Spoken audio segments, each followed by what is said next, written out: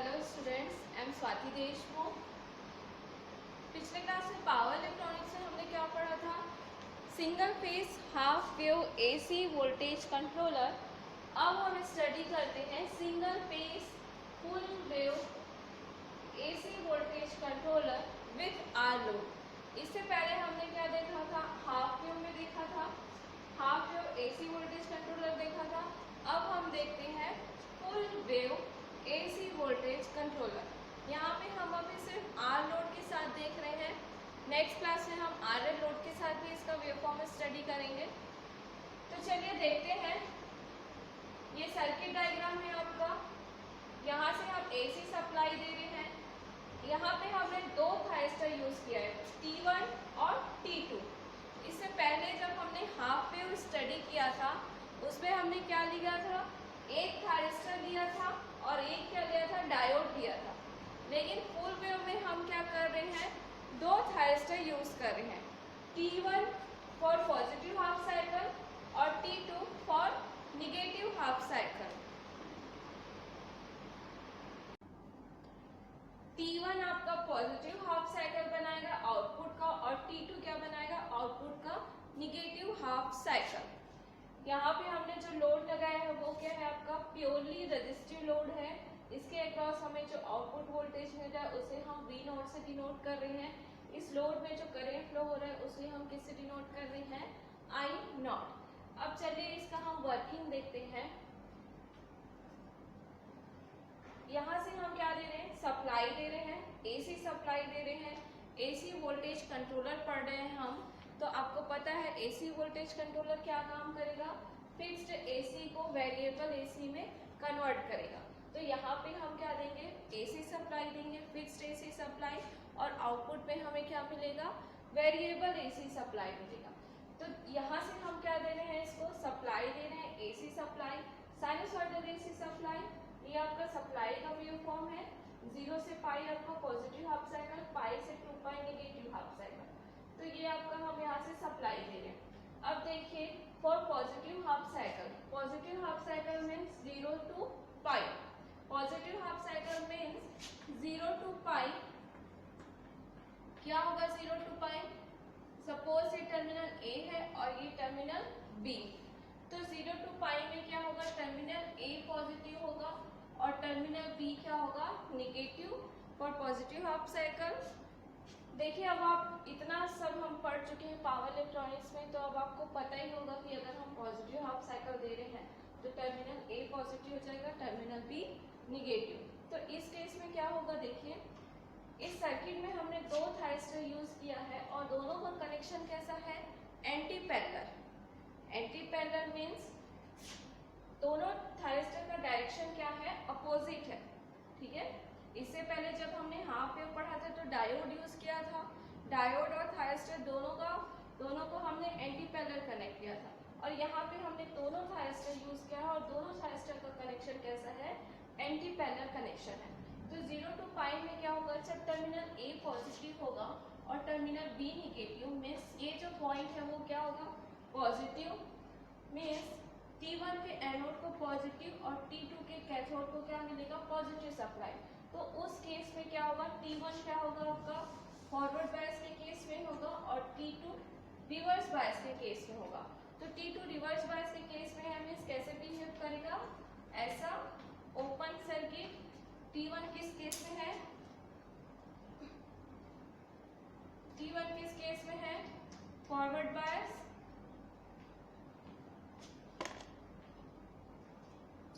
और T2 किस case में है? Reverse bias.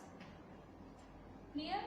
T1 फॉरवर्ड बायस के केस में है, लेकिन ये कंडक्शन स्टार्ट करेगा क्या? नहीं, जब तक कि हम उसके गेट टर्मिनल को क्या ना देते? फायरिंग पल्स प्रोवाइड ना करते।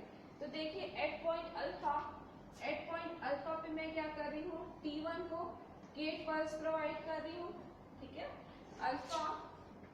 Eight alpha T1 starts conduction। At point alpha पे मैं क्या कर रही हूँ? T1 को ट्रिगर पल्स दे रही हूँ, फायरिंग पल्स दे रही हूँ। तो जैसे ही मैं उसको ट्रिगर पल्स दूंगी T1 कैसे बिहेव करेगा, ऐसा शॉर्ट सर्किट बिहेव करेगा। तो करंट कैसे फ्लो होगा आपका, टर्मिनल ए से स्टार्ट होगा, T1 में फ्लो होगा, लोड में जाएगा और टर्मिनल बी से क्या होगा, रिटर्न होगा। ठीक है, तो हमें आउटपुट वोल्टेज मिलेगा लोड के अक्रॉस। किस पॉइंट से मिलना स्टार्ट होगा, एट पॉइंट अल्फा। अल्फा से हमें आउटपुट मिलना स्टार्ट होगा। कब तक मिलेगा, अप टू पाई। करंट की बात करें, आउटपुट करंट, तो आउटपुट करंट भी हमें क्या मिलेगा, एट पॉइंट अल्फा से मिलना स्टार्ट होगा। एट पॉइंट अल्फा से मिला हमें, कब तक मिलेगा, एट पॉइंट पाई। पाई तक हमें क्या मिलेगा, आउटपुट वोल्टेज और आउटपुट करंट की वैल्यू मिलेगी। आउटपुट वोल्टेज का मैक्सिमम वैल्यू हम Vm से डिनोट कर रहे हैं और करंट की वैल्यू क्या हो जाएगी, Vm डिवाइडेड बाय R। ठीक, अब देखिए अब क्या होगा, जैसे ही आपका निगेटिव हाफ साइकिल आएगा, मींस सप्लाई जैसे ही रिवर्स होगी पाई से two pi, pi to two pi, क्या हो रहा है, सप्लाई वोल्टेज क्या हो रहा है, रिवर्स हो रहा है। तो यहाँ पे जो टर्मिनल वोल्टेज है वो भी क्या होगा, चेंज होगा। टर्मिनल ए अब क्या होगा, निगेटिव और टर्मिनल बी क्या होगा, पॉजिटिव। तो उस केस में क्या होगा, ये जो T1 थायरिस्टर जो पहले फॉरवर्ड बायस था, अब किस केस में आ जाएगा, रिवर्स बायस के केस में आ जाएगा। और यहाँ पे जो थायरिस्टर T2 था वो फॉरवर्ड बायस के केस में आएगा।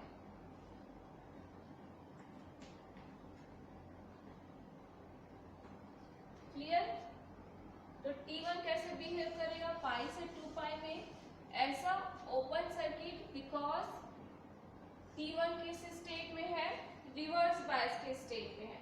T1 क्या हो जाएगा, reverse bias and T2 forward bias.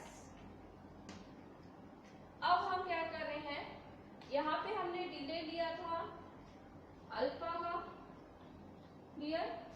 तो अब मैं यहाँ पे क्या कर रही हूँ, अल्फा एंगल का अगेन डिले ले रही हूँ। यहाँ पे पॉइंट क्या था, पाई। अल्फा एंगल का डिले लूंगी तो ये पॉइंट क्या कहलाएगा आपका, pi plus alpha. At point pi plus alpha पे मैं थायरिस्टर T2 को क्या कर रही हूँ, गेट पल्स दे रही हूँ। तो जैसे ही मैं at point pi plus alpha पे T2 को गेट पल्स दूंगी, T2 क्या होगा, कंडक्शन स्टार्ट होगा। At pi plus alpha T2 starts conduction at pi plus alpha पे। क्यों कंडक्शन स्टार्ट कर रहा है, क्योंकि पाई प्लस अल्फा पे ही मैं T2 को क्या प्रोवाइड कर रही हूँ, गेट पल्स प्रोवाइड कर रही हूँ। हमारा कंडक्शन कैसा होगा आपका, एनोड टू कैथोड, ये आपका एनोड टर्मिनल, ये कैथोड टर्मिनल थायरिस्टर का, एनोड टू कैथोड फ्लो होगा। क्लियर, तो यहाँ पे डायरेक्शन क्या हो रहा है आपका, अपोजिट हो रहा है। जो मैंने करंट का डायरेक्शन लिया है वो क्या है, इस डायरेक्शन में, लेकिन एक्चुअल कैसा है हमारा फ्लो, इस डायरेक्शन में। इसलिए यहाँ पे क्या हो रहा है, यहाँ पे हमें क्या मिलेगा, निगेटिव हाफ साइकिल मिलेगा। तो यहाँ पे हमें पाई प्लस अल्फा से टू पाई तक हमें क्या मिला, निगेटिव हाफ साइकिल मिला। कब तक मिलेगा हमें, टू पाई तक मिलेगा। टू पाई के बाद फिर से सप्लाई वोल्टेज क्या हो रहा है, रिवर्स हो रहा है, मीन्स पॉजिटिव हाफ साइकिल। तो फिर से आपका ये केस आएगा, two pi to three pi, फिर से T1 फॉरवर्ड बायस होगा, T2 रिवर्स बायस्ड होगा। At point two pi plus alpha पे हम T1 को ट्रिगर करेंगे, कंडक्शन स्टार्ट होगा।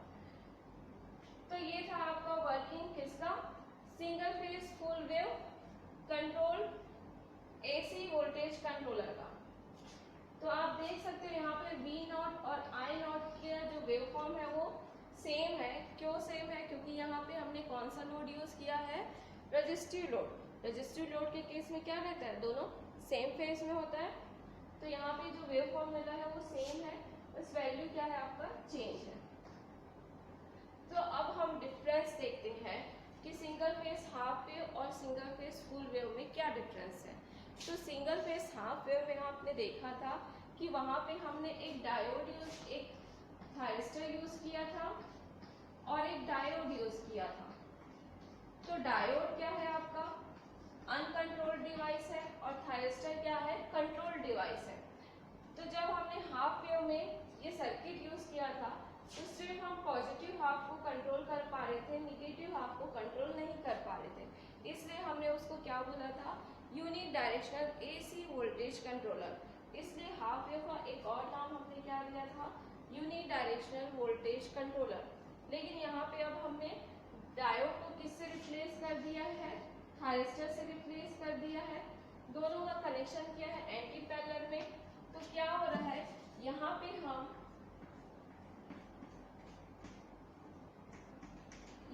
हम सप्लाई के दोनों हाफ साइकिल्स को कंट्रोल कर पा रहे हैं क्योंकि यहाँ पे हमने थायरिस्टर यूज किया है। तो थायरिस्टर कैसा डिवाइस है आपका एक कंट्रोल्ड डिवाइस है। तो यहाँ पे हम क्या कर पा रहे हैं दोनों साइकिल्स को दोनों हाफ साइकिल्स को कंट्रोल कर पा रहे हैं। इसलिए इसको क्या बोलते हैं हम बाय डायरेक्शनल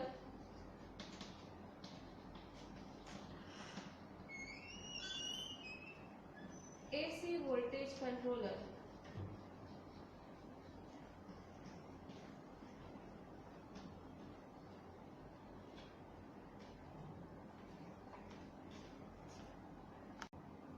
इसलिए क्या बोलते हैं इसको bidirectional AC voltage controller. अब इसका अगर हम एवरेज आउटपुट वोल्टेज निकालें तो क्या मिलेगा हमें 0। क्लियर। अगर हम एवरेज आउटपुट वोल्टेज निकालें इसका तो हमें क्या मिलेगा 0। क्यों 0 मिल रहा है क्योंकि दोनों आइडेंटिकल है पॉजिटिव हाफ साइकिल और नेगेटिव हाफ साइकिल दोनों क्या है आइडेंटिकल है। इसलिए हमें क्या मिलता है V0 इज इक्वल टू क्या मिलेगा 0। एवरेज आउटपुट वोल्टेज की अगर वैल्यू निकालोगे तो क्या मिलेगा 0 बिकॉज पॉजिटिव हाफ साइकिल और नेगेटिव हाफ साइकिल क्या है दोनों सेम है। तो चलिए अब हम देखते हैं आरएमएस वैल्यू देख लेते हैं। आरएमएस वैल्यू इसका फाइंड आउट कर लेते हैं। आरएमएस वैल्यू आप कैसे निकालते हो V0R is equal to 1 divided by T time period. तो यहाँ पे मैं टाइम पीरियड क्या ले रही हूँ आपका अप टू आइडेंटिकल है इसलिए मैं सिर्फ क्या कर रही हूँ एक पॉजिटिव हाफ साइकिल को ही कंसीडर कर रही हूँ। तो यहाँ पे टाइम पीरियड में क्या ले रही हूँ 1 डिवाइडेड बाई पाई बिकॉज दोनों क्या है आइडेंटिकल है। तो मैं क्या कर रही हूँ 1/पाई पाई करके इसको क्या कर रही हूँ टाइम पीरियड ले रही हूँ। अल्फा से पाई तक हमें क्या मिला है आउटपुट वोल्टेज मिला है। अल्फा टू पाई हमें आउटपुट वोल्टेज मिला है। Vs d omega t Vs is equal to हम क्या लिखते हैं Vm sine omega t d omega t. अब आप इसको सॉल्व करोगे तो क्या मिलेगा Vn बाहर आ जाएगा। साइन ओमेगा टी का इंटीग्रेशन क्या होता है माइनस कॉस ओमेगा।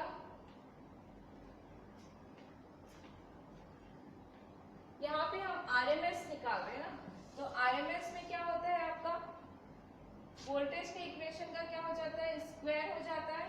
क्लियर। तो यहाँ पे क्या हो जाएगा आपका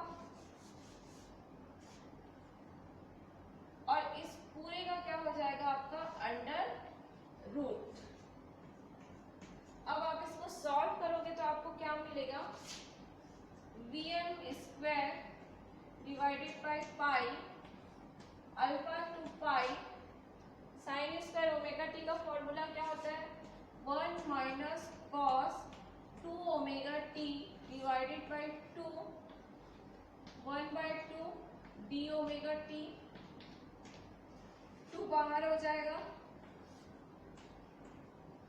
Vm स्क्वायर 2 पाई।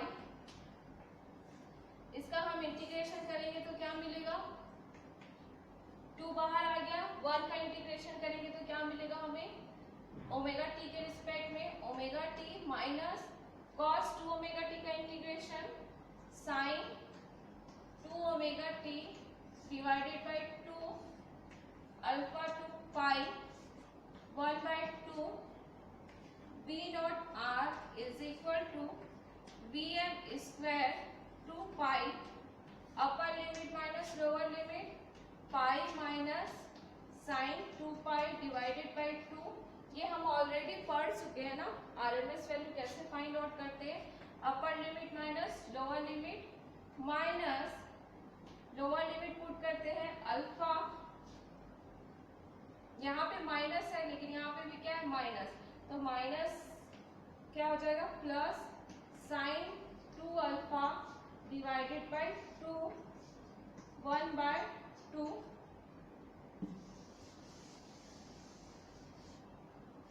साइन 2 पाई क्या हो जाएगा 0, हमें क्या मिलेगा Vm square 2 pi pi minus alpha plus sine 2 alpha divided by 2 का अंडर रूट। इसको आप और सिंप्लीफाई कर सकते हो। Vm स्क्वायर है, Vm स्क्वायर को मैं रूट से बाहर लूंगी तो क्या हो जाएगा Vm, 2 को भी मैं रूट से बाहर लूंगी तो क्या हो जाएगा √2। अब हमें क्या बचेगा यहाँ पे 1/पाई pi minus alpha plus sine 2 alpha divided by 2 1/2। तो ये हमें क्या मिला है RMS value of output voltage, और एवरेज आउटपुट वोल्टेज का वैल्यू क्या है, average output voltage V naught is equal to क्या मिलेगा हमें 0। क्लियर। तो ये आपका आरएमएस वैल्यू है वोल्टेज का, सेम आप करेंट का फाइंड आउट कर सकते हो। I naught R is equal to V not R divided by R। Clear. तो यहाँ पे आपको समझ आया कि हाफ वेव और फुल वेव में क्या डिफरेंस है एसी वोल्टेज कंट्रोलर में। हाफ वेव में सिर्फ हम एक हाफ को ही कंट्रोल कर पा रहे थे, सेकेंड हाफ को हम कंट्रोल नहीं कर पा रहे थे, लेकिन फुल वेव में हम क्या कर रहे हैं दोनों हाफ को हम कंट्रोल कर पा रहे हैं। क्लियर। तो ये था आपका single phase full wave AC voltage controller.